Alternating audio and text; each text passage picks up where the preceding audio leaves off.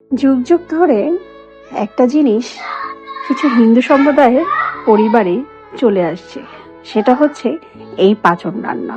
পাঁচন রান্নার একটা বিশেষত্ব হচ্ছে এখানে প্রায় 41 রকমের সবজি দিয়ে এই বিশেষ পাঁচনটা রান্না করা হয়।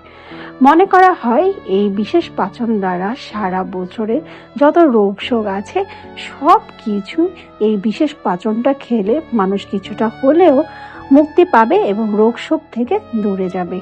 এর মধ্যে রয়েছে প্রায় নানা রকমের শাক এবং সবজি মিশ্রিত।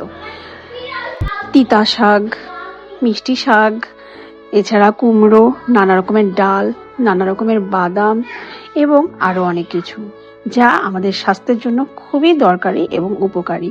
যেহেতু আগের মানুষ ভেষজ সবজি, ভেষজ শাক বা গাছগাছালির উপরেই নির্ভরযোগ্য ছিল, সেজন্য এই বিশ্বাসটা এখনো পর্যন্ত মানুষ করে আসছে যে এই পাঁচনটা খেলে সারা বছর সবার রোগ একদম চলে যাবে বা রোগ কমে যাবে। তো সেই বিশ্বাস থেকেই এখনো প্রতি বছর চৈত্র মাসের শেষ দিন এই বিশেষ পাঁচনটা রান্না করা হয়। তো কার কার বাড়িতে এই রান্না হয় আমাদেরকে অবশ্যই একটু কমেন্টস করে জানাবে, কেমন?